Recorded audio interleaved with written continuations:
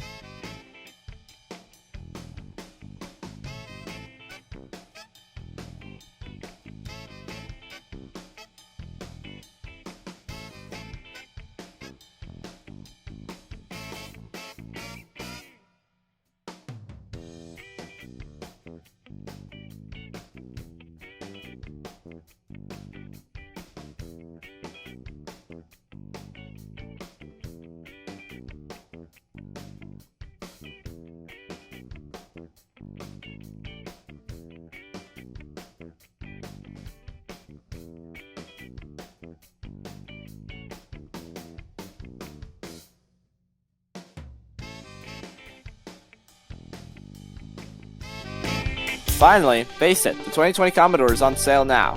Don't miss out on this piece of history and be part of it by responding to yearbook requests for information. You're up to date for Friday, April 2nd. I'm Chris Dayton. I'm Tarquin Collette. Have a great spring break.